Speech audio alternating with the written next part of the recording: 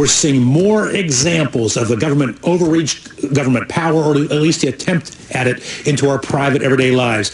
Now, Senator Ed Markey of Massachusetts, Democratic senator, has introduced something called the Hate Crime Reporting Act. It all sounds nice and good on the surface, but what he wants to do is give the federal government the power to scour the internet, television, and radio to look for examples of hate speech.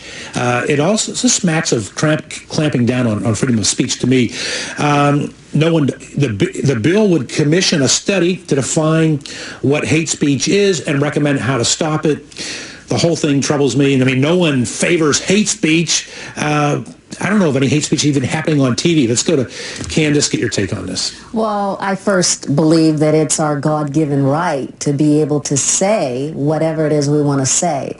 Obviously, I'm not in agreement of saying something that's, full of hate or abominable, but I do believe that every human being has a right to an opinion, has a right to say what they want to say. Are you troubled that the government's trying to get into this? Absolutely, because what they're saying is we're going to show you how to speak and what to say, and they're going to dictate what we should say. Who has the right to do that? Jan Ronas, I don't care if it's a Democrat introducing, as it is in this case, or a Republican. I don't care if it's a Democrat in the White House or a Republican in the White House. This should trouble all Americans. Well, I think it's important to note, Rick, first of all, this was only 2 members of 535 members of Congress have been introduced a bill. It's probably not going anywhere. It's very similar to Tipper Gore's efforts many years ago to label or to have a kind of a PG rating on lyrics, sexual innuendo, violence, things of that nature in the recording industry. So, look, it's a democracy will work. I think it probably won't get out of committee, and it'll be... So if I hear you right, you don't agree with this? Well, I don't agree with anything that really impinges on free speech, at least in terms of the government's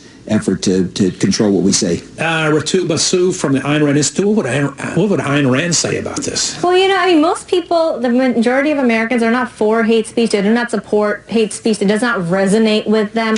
And so the solution to bad speech is good speech, right? It's not that government comes in and starts controlling what people can and cannot say. And that's what's being proposed here. And that's a clear violation of our First Amendment rights. Speaking of hate speech, you gave me the perfect transition. Donald Sterling goes on Anderson Cooper and apologizes, and the NBA says his wife cannot stay on as owner. They co-own the LA Clippers.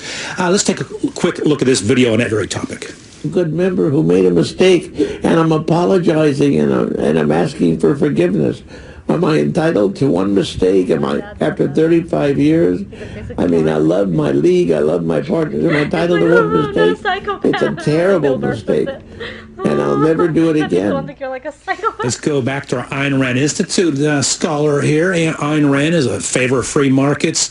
Should the NBA force Shelley Sterling, his wife, to be punished in this as well? She says she's being punished. Look, it says NBA is a private club. They've got their private contracts. If they say per the contract that his wife has to go, his wife has to go. I mean, there's so much today. Something like this happened. This is a big deal for the NBA. I mean, if they're associated with racism in any way, and they're going to lose so much money. We shouldn't hijack it with social issues, with our cultural agenda. Some say. Get the NBA out of it.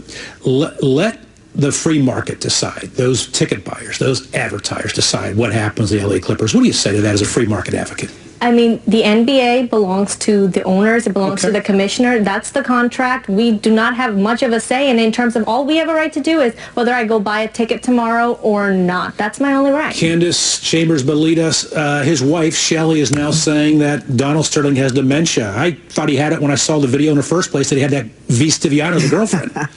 Well, unfortunately, their relationship was displayed out there for everyone to see. And, of course, everybody makes a judgment on that, and obviously everyone would, feel empathy toward his wife, but she's married to him, and they have basically a relationship. They're an entity in essence. So what's going to affect him is unfortunately going to affect her. Earlier, that's a good point. Before we go to Jan, earlier, the previous segment, we talked about, people ought to be able to, we didn't say these words, but we said people ought to be able to be free to say stupid things.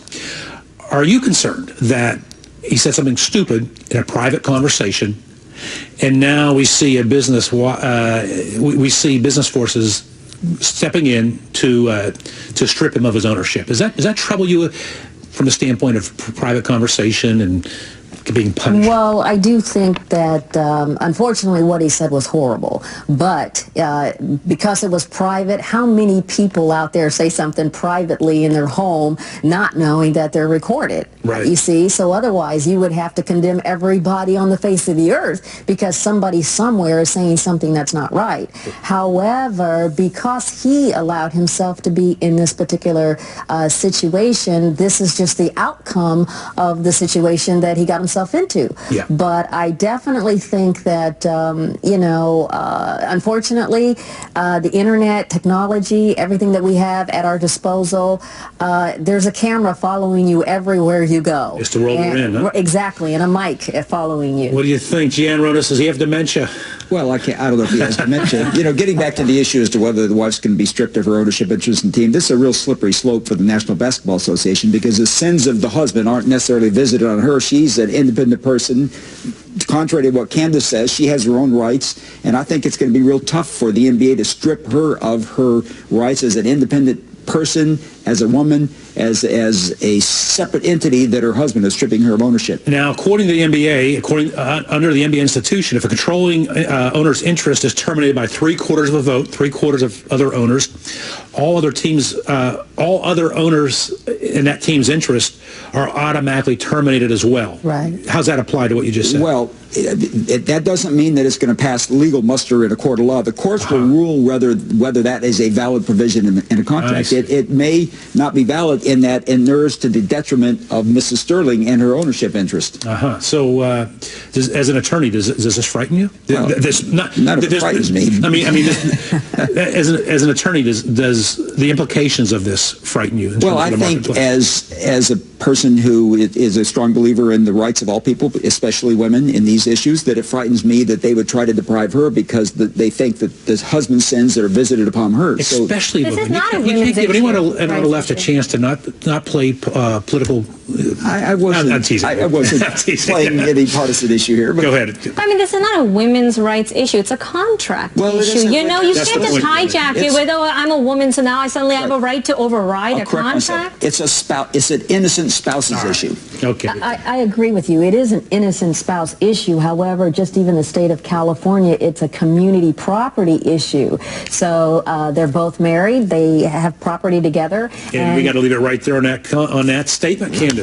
I want to thank our panel, Jan Ronas, defense attorney. We'll try to step up for the polarized citizens among male and female there a moment ago, as well as Ritu Basu from Ayn Rand Institute and radio talk show host, author Candace Chambers-Belida. Thanks for being part of our panel.